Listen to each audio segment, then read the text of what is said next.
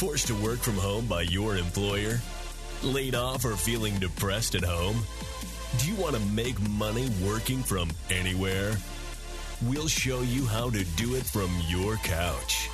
It's time for another episode of the Work From Home Show.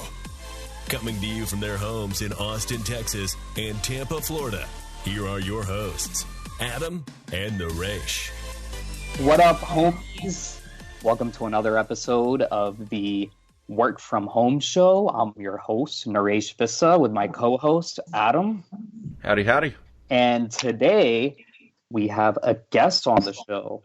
And that guest is my financial planner, financial advisor of many, many years. His name is Pat Donohoe, and he's the founder and CEO of Paradigm Life and #1 best-selling author of the book Heads I Win, Tails You Lose. Welcome to the show, Patrick. Hey, what's up, guys? Naresh, I'm excited to be here. Thanks for having me on. Yep, and Patrick, you're also the host of your own podcast as well called The Wealth Standard. Correct. Tell us a little bit about Paradigm Life and The Wealth Standard, and let's start with Paradigm Life. Tell us a little bit about that. Sure. Yeah, I started Paradigm Life in 2007, and it quickly became what it is today because 2008 and 2009 hit. So you can say that the company was born during crisis, and for the last 10 plus years, our mission has been to really educate individuals, because I feel that the financial advice out there today is outdated and it doesn't allow people to live the life that they deserve. So we come along clients and help them set up a specific type of wealth strategy that allows them to live an amazing life right now and then prepare for their dreams of the future. So we've taken a very different approach to finance and to money, which is much different than the typical financial plan. And that's what I've been doing for the last 10 years. So it's times like these where, for those that are clients of ours, it should be a time to really reflect and value and realize what a great opportunity it is. And I want to let all the listeners know there's a reason why I'm bringing you on the show. And it has to do with the entire concept of work from home. We're the Work From Home Show. And Patrick, your company, how many employees do you guys have? We have just shy of, over 60. So we have around 50 that are here on site in Salt Lake City, Utah. And then we have quite a few just kind of scattered throughout the country. So I wanted to bring Patrick on the show because you have not really a small business. It's a medium-sized business, 60 full-time employees. Over 30 is not a small business anymore, right? Yeah, and you guys do really well. I haven't visited your offices, but I know and I've heard through other people that you and your company do extremely well. So with 60 plus employees, probably another 10 to 20 independent contractors, you'd say, Patrick? Yep, exactly. So you've built yourself a pretty good business, and in the financial advising, financial planning space, I know it's heavy kind of face-to-face, in person. I mean, I go to networking events and I meet these financial planners all the time, and they're giving me their business card and trying to grab lunch, grab dinner. But the reason why I wanted to bring you on the show is because you have a pretty big business, and you all of a sudden, in an industry that's traditionally face-to-face, client-facing, almost overnight, you had to turn into a virtual company and ask your employees and contractors and everyone else to work from home. Is that correct? Yeah, it actually occurred just over the last 5 to 6 days. I mean, we had a lot of the building blocks and the bones of a virtual business where we're able to operate, regardless of where we are. At the same time, we had a physical footprint, right? We have a almost 20,000 square foot office, and a lot of people working here. So within about 5 days, we had to rally. And my team, man, I have such an amazing team. But within 5 days, we were able to outfit some laptops that we didn't have. And starting Monday, everyone's going to be at home. Now, Pat, you've been kind of supervising your independent contractors aside. For the people who have been working in offices and now they've been told, don't come in, tell us a little bit about kind of what they should expect their supervisors to be looking at and what they're going to have to do to kind of prove to them that they're working. Like, what do you look at whenever you're talking to your virtual employees? That's a great question, Adam. And that's actually my biggest or was my biggest concern. It hasn't necessarily happened yet, so we'll see how it goes. But looking at, I think at work from home, you have to set a very higher standard than being here in the office. So there's a few things that we've done. First off, we've set a set of guidelines as far as what our expectations are. We're big on routine, right? And as you can imagine, people need routine. If they don't have a routine, they kind of go stir crazy. So we've established a very similar routine as we have right now, but we're taking up a notch. So the standard that we had set forth is number one, for those that interact with people, be the best conversation of their day. Our charge for as long as we're home is to always find a way to add value and be a force for good. So that's the first thing, is we set kind of a high bar as far as the value we want to provide people.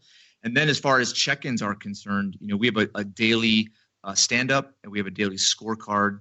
And then we have essentially going to do 3 per week alignment meetings. We typically do them once. We're going to do 3 alignment meetings where we're looking at KPIs, we're looking at measurements, and essentially people are establishing their goals and what they're committed to on a daily basis. And it just comes down to a higher level of accountability. But then we also use a really cool technology by Facebook called Workplace, where we're able to, we have groups, and you do inspirational videos. You give people kudos, high fives, and so we're going to try to up our game from a leadership standpoint so that it keeps morale high. So this tool that you talked about, Workplace, can you talk a little bit more about that? Yeah, I mean, it's really cool. We were actually one of the first 50 companies to beta test it. I think it was like 3 years ago. But it's a Facebook instance, right? So it's by Facebook. It looks like your own company Facebook. And so you have the same functionality like your calling, video. It's Workplace Live instead of Facebook Live. You can create your own groups. You can create your own chat groups. You can post GIFs and memes, and anything you can do on Facebook, you can do on Workplace, but it's exclusive to your business. And it's a reasonable price as well, like insanely reasonable. How much? So it's not free. I think you're gonna have to double check this, but I think it's like $30 or $40 a year per employee.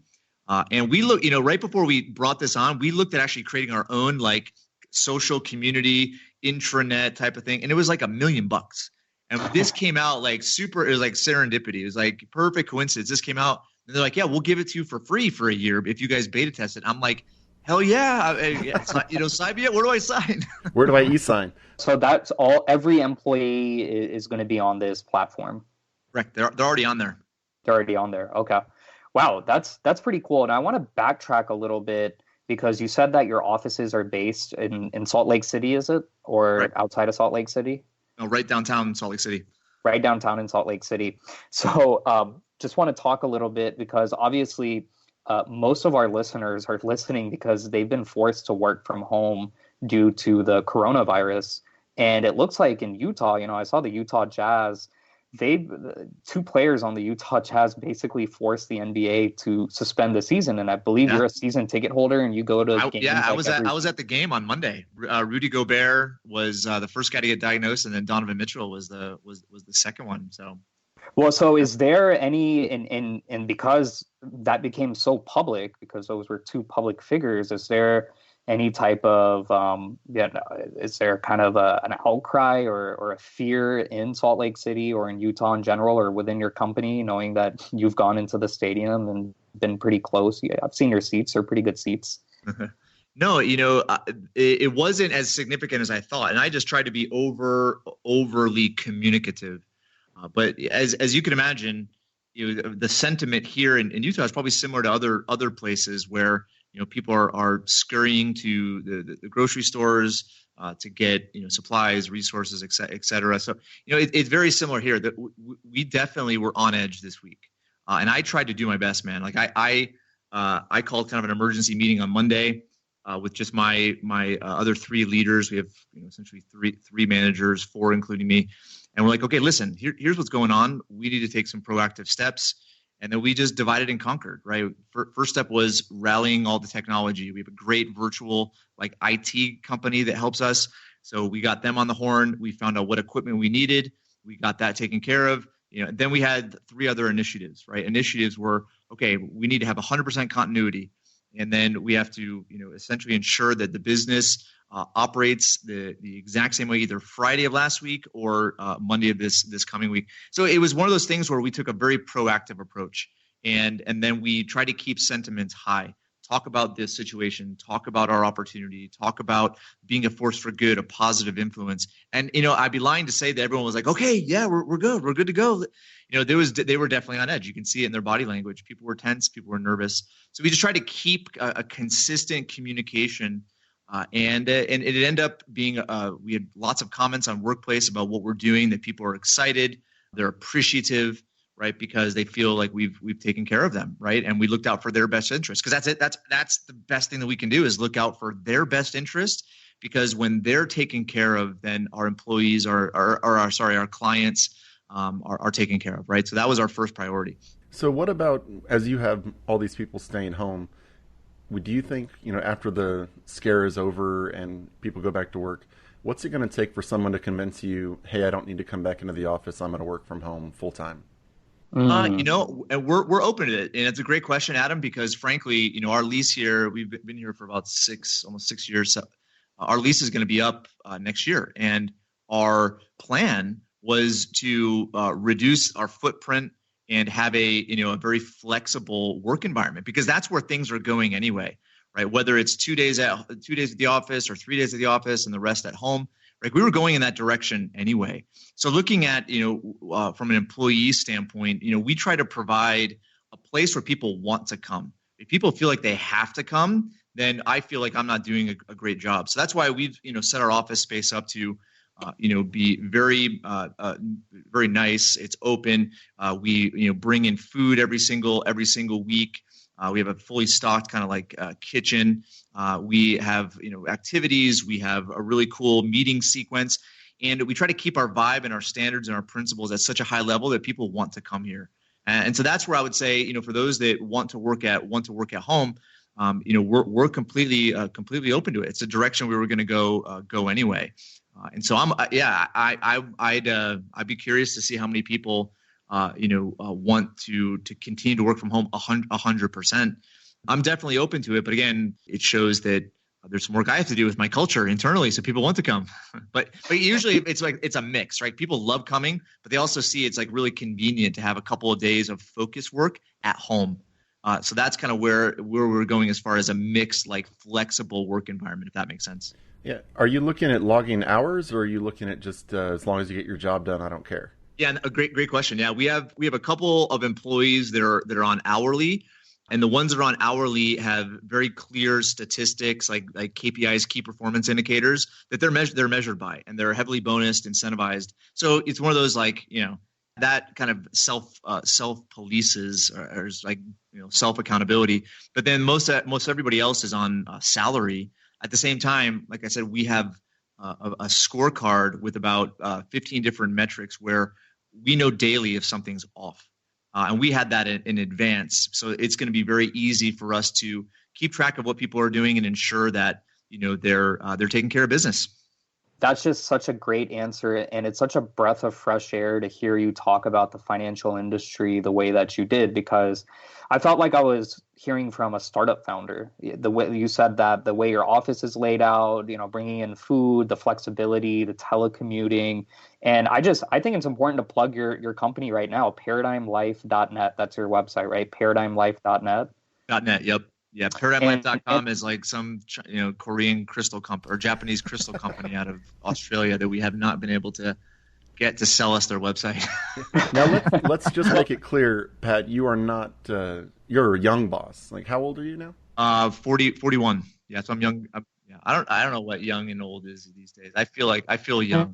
Yeah, but what I'm wondering is, now your other kind of the key managers, are they in the same age range, or are they older? What are we looking at there? No, yeah. So my president, Mike, he's in his early 60s, and I brought him on a few years ago because people listen to gray hair more than they listen to youth. So that's really helped. Did he push back at all about going virtual? No. Oh, wow. Okay. That's good. Nope. Yeah, it was amazing. Like, I can't say enough about having, the right cultural values and principles, routine, measurable results.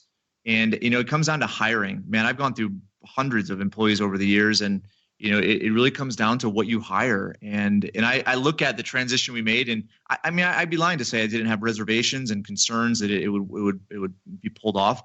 And then at the end of the week, it was. And it's like, it's incredible. I love how, sometimes I think people need to be tested. I think society needs to be tested. Humanity needs to be tested, because that's when, you see what a person's principles or a company's principles are. And I'm really proud of my team, man. It's been really cool to observe. Well, the reason why I want to plug Paradigm Life and ParadigmLife.net is because whether you're in the Utah area, Salt Lake City area, or now I guess you don't even need to be in the area, but I think you guys get it. And Adam and I have talked before on previous episodes about how we hated working in the office. We hated working at companies because of the drama or the politics or the burden that comes with commuting to go into the office, what you have to deal with in the office. And it sounds like you guys are kind of anti-corporate in that sense. Yeah, I mean, Naresh, we have a similar mentor, Matt Smith, and he taught me a lot of some of these cultural principles, as well as ways in which you can execute a business rhythm.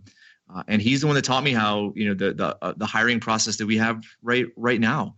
Because I look at when you have a culture, there has to be a very good mission associated with it, a reason for being, like something that gets people excited. But then also you have to find the right people, and I think that is an art that isn't taught by anybody. I mean, who teaches that stuff? So we've developed a really cool culture where I'm not saying that there's not drama. Like, dude, we're human beings, right? We're people. Like, there's always gonna be drama, right? But it doesn't last very long. And you have people that get each other's back. It's really cool to see. And I think these are instances where it either strengthens your company or it really weakens it. But I look at the weakness. It already existed, and the weakness is just a sign of how you can improve the strength of it. Drama's part of the human experience, and so I look at where an office space and people coming together of all sorts of different backgrounds. I think the thing that binds them together is a common cause, a common mission, a common purpose, as well as the values they subscribe to and the values you hire to. Because when you start to hire based on those values, people know that who you bring in, right, are going to be a certain way. Right, they're going to act a certain way. At the same time, it's like the mix of work and being at home. I think that is healthy too. Always coming to the office, spending all the time here, you get caught up in meetings, caught up in people asking you questions. So I do believe in having periods of time where you can focus. So I don't think one or the other should be 100%. Yeah, and we should make it clear to the people who are working at home right now. Just because you're virtual doesn't mean there's no drama. It doesn't matter where you are. There's going to be, your virtual company is going to have some issues one way or another. Yeah, no, absolutely. And going back to Paradigm, I've got to say, Pat, I've been a client of yours for almost 7 years now, 6.5 years, I think. And what I really admired about you and your company, 7 years later, being kind of forced to go virtual or have your employees work from home, is you've always kind of adapted to the digital environment. Like I said, I've met so many financial advisors, financial planners, and they're like, hey, come to my office, let's have a meeting, or let's meet up for lunch. And you were the first and only one who actually invited me to webinars, who sent me a Zoom request before people even knew what Zoom was, and walked me through whole life insurance and financial planning on the computer and writing on your screen and using your iPad. And you've just been so kind of on the cutting edge when it comes to technology. So it's not a surprise to me that the transition to working from home or asking your employees to work from home has been kind of seamless. Yeah, it's been, I've realized part of my personality has been a certain way for a really long time. And so I have a picture in my office of Wayne Gretzky, because I grew up, playing hockey. And, Wayne Gretzky, he's the average guy, right? Average build, average strength, average, just the average height, weight, et cetera. But he did something that nobody else, that the crowd never did right? They didn't go to where things were. He went to where things were going. And I've always been that way. I've always been like anti-establishment, anti-status quo, and anti-mediocrity. And that's where I try to look for opportunities to provide more value, right? And I think that's, the digital world is amazing, man. It's like there's so much opportunity there, and I'm excited for like the work environment because there's so much efficiency with technology. At the same time, people are creatures of habit, and they've been used to doing things for so long. And our business environment is still run by old people. And even though I have my early 60s guy as my president, like he doesn't answer workplace messages or email. Like he hardly answers text. You got to call him. Like you got to call him on the phone, right? And at the same time, it's like his role isn't to be the champion of technology, right? His role is much different than that. And that's where I look at, having those that are on the cutting edge of understanding how to create efficiencies with your business. Because I think those marginal improvements, right? Whether it's, allowing people to have a very good experience through a video conference, right? Where the audio is good, the video is good, and they get to stay at home, right? I don't know. There's something about these like marginal improvements that make the biggest difference. Like a tiny tweak here, a tiny tweak there, have these like exponential results. But it all really comes down to, knowing your client, knowing what they want, knowing how, to facilitate the best experience for them is when you back into technology, as opposed to just assuming that your client or your customer, just is going to appreciate the technology. It's really understanding how to provide the best experience to them based on experience, based on your experience doing it. Yeah. So Pat, can you talk, your industry, as Naresh has talked about, is very, touch oriented, face to face or virtual to virtual. Can you talk about creating the relationship with people that you've never met before and creating relationships using technology? For sure. That's a great question. And this is where I believe we've had to kind of go the extra mile and create what I always refer to as an ecosystem, right? If you go and meet somebody, like you can have either instant rapport or instant like repelling. And that's where we don't have the luxury of just going out and meeting people face to face and having that instant rapport. So that's where we try to get people into our ecosystem, meaning get them to listen to a podcast, get them to be in our newsletter, be on a webinar, download, an article, read the book that I wrote, or listen to the audiobook. Try to get them to do one thing and then they're in. And then from there, we continue to provide even more value, communicate with them, giving them meaningful things to, think about or do.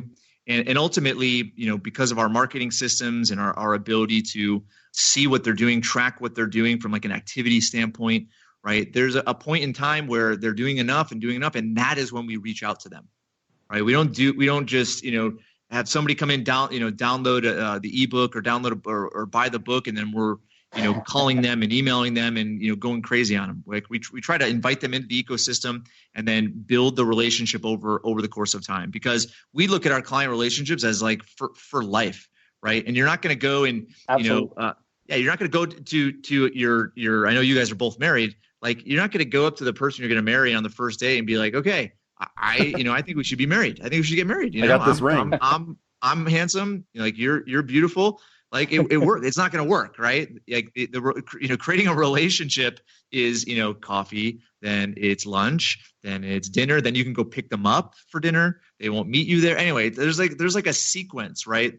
Of like the ability to be intimate with somebody, like a human being. I think that is very similar with regards to a business, right? Ryan Dice, that digital marketer, he has a great analogy as far as like the I think it's 10 levels of intimacy, right? Where it's, if you don't go through that sequence, like people think they're getting assaulted, right? So there's this, idea as in regards to human nature to build good, meaningful relationships. And that's how we've been set up for a while.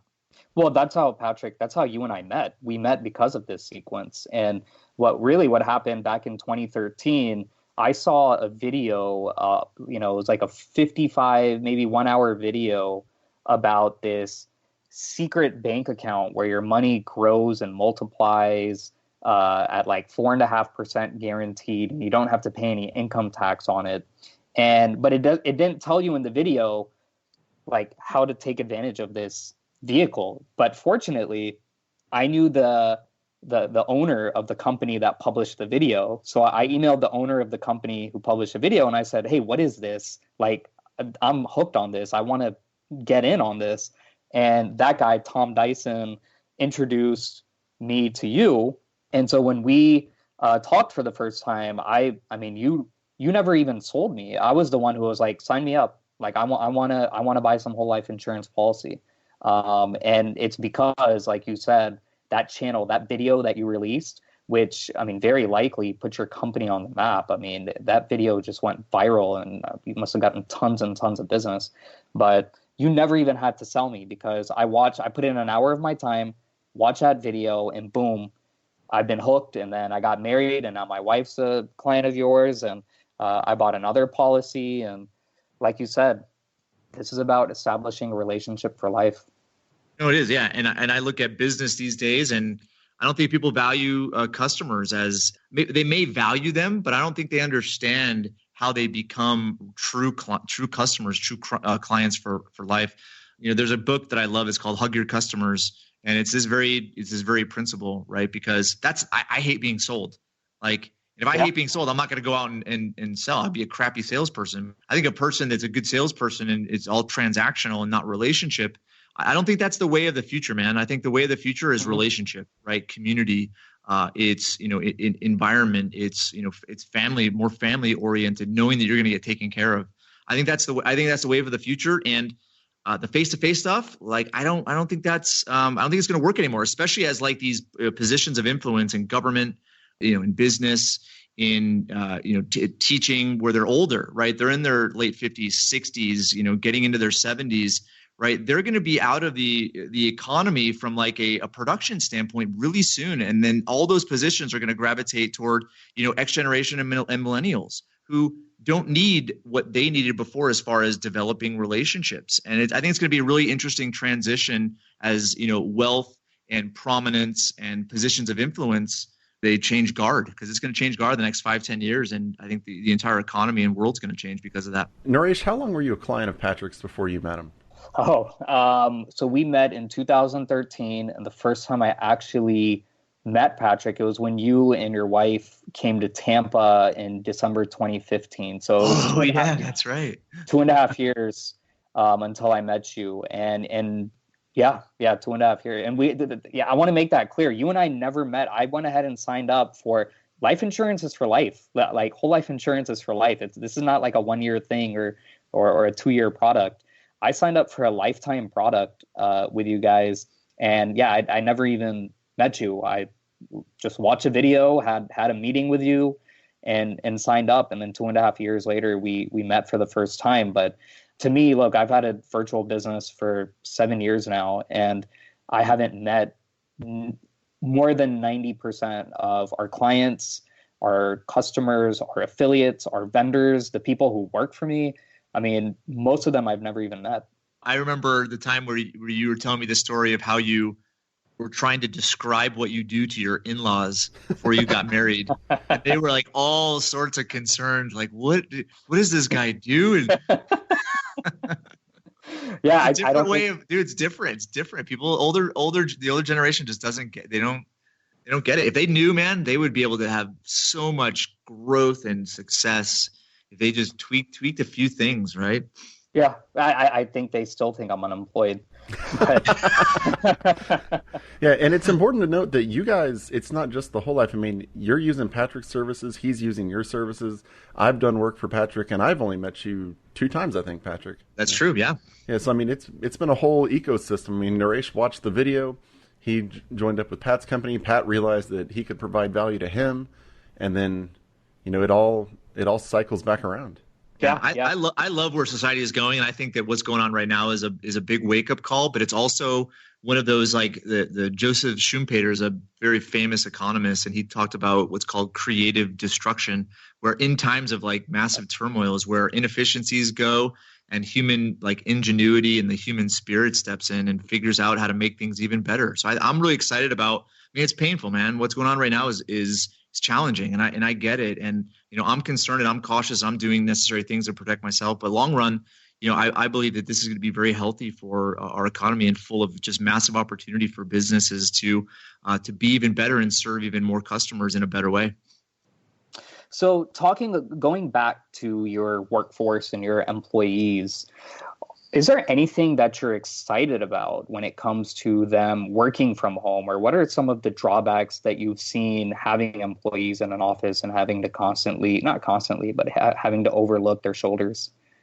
That's a great question. I think that one of the primary concerns or anxieties that employees have is change. Whenever there's change, and looking at this, it's an opportunity for us to step up their game, right? Do even more. We're providing more trust. We're putting a lot of responsibility on them, and they know that. We're not saying that, right? We're doing what's necessary in order to protect them. We're trusting them. We use language that's empowering. And I believe that they're going to grow, and it's going to allow us to see how we can do even more. So I think testing, right? When you're challenged by something, nobody grows when things are easy, right? I don't think it's even possible. I mean, it takes way more effort when things are easy to grow, but when things are hard, that is when we're tested, and I think we grow from that. So I'm really excited about, number one, just the test to my employees, and also showing clients that we really do care about them, and we're doing the necessary things in order for them to continue to get the high level of service we provide. And then I would say from a society standpoint, there are a lot of businesses that are very frail and have been operating right on fumes. And I believe this is for stronger companies to come in and utilize their systems and do partnerships, joint ventures, mergers. I mean, it's going to be a really interesting time for society, and I'm really excited. I'm excited for it. Disruption for me is, it might as well be the word opportunity. So, Pat, last question here. You have your Wealth Standard podcast, and people out there, if they're going to start their own virtual business, they might want to consider a podcast. Can you talk about how things like your podcast have helped your business grow?